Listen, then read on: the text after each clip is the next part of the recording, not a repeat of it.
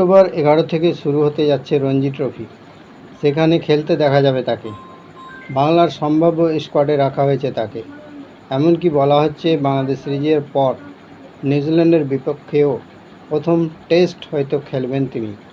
আন্তর্জাতিক ক্রিকেটে সামিকে শেষবার দেখা গিয়েছিল 2023-এর ওয়ানডে বিশ্বকাপে।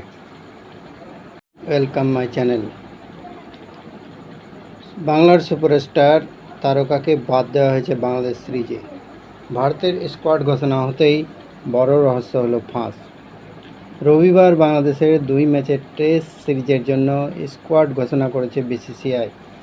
16 দলের স্কোয়াডে প্রত্যাবর্তন করেছেন ঋষভ পান্ত।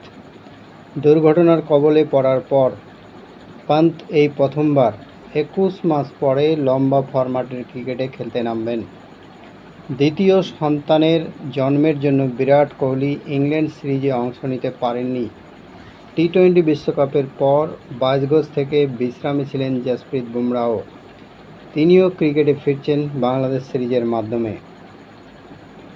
19 সেপ্টেম্বর প্রথম টেস্ট শুরু হচ্ছে চিন্নাস্বামী স্টেডিয়ামে। 27 সেপ্টেম্বর দ্বিতীয় টেস্টের আসর বসবে কানপুরের গ্রিন পার্কে। নতুন মুখ হিসেবে নির্বাচকেরা অন্তর্ভুক্ত করেছেন ইয়াশ দয়ালকে। তবে জায়গা হয়নি কেকেআরের অধিনায়ক শ্রেয়স আইয়ার এবং মোহাম্মদ সামির।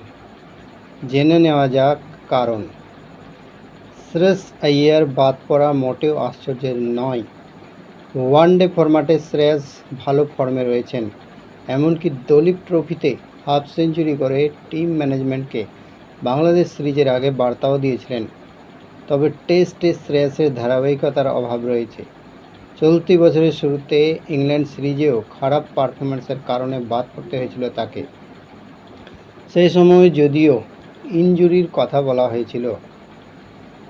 ইংল্যান্ড সিরিজের মাঝপথে হঠাৎ বাদ পড়ার পর শ্রেয়স ঘরোয়া ক্রিকেটে মুম্বাইয়ের জার্সিতে রঞ্জিতে খেলেননি।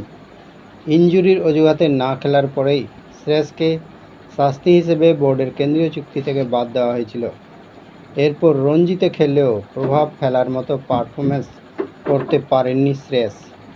এমনকি বুচিবাবু টুর্নামেন্ট এবং দলীপ ট্রফিতেও সারা জাগানো পারফর্ম করতে পারেননি। বর্তমানে টিম ইন্ডিয়ার মিডল অর্ডারে ব্যাপক প্রতিদ্বন্দ্বিতা রয়েছে। সরফরাজ খান ইংল্যান্ডের বিপক্ষে অভিষেকেই প্রভাব ফেলার মতো পারফর্ম করেছেন। এমনকি ছন্দে রয়েছেন কেএল রাহুলও।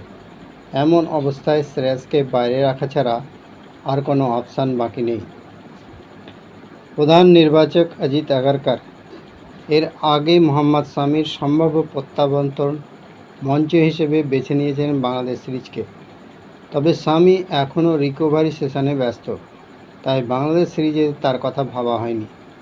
জাতীয় দলে ফেরার আগে সামি ঘরোয়া ক্রিকেটে অংশ নেবেন বাংলার হয়ে। অক্টোবর 11 থেকে শুরু হতে যাচ্ছে রঞ্জি ট্রফি। সেখানে খেলতে দেখা যাবে তাকে। বাংলার সম্ভাব্য স্কোয়াডে রাখা হয়েছে তাকে। এমনকি বলা হচ্ছে বাংলাদেশ সিরিজের পর নিউজিল্যান্ডের বিপক্ষেও প্রথম টেস্ট হয়তো খেলবেন তিনি। আন্তর্জাতিক ক্রিকেটে সামিকে শেষবার দেখা গিয়েছিল 2023-এর ওয়ানডে বিশ্বকাপে।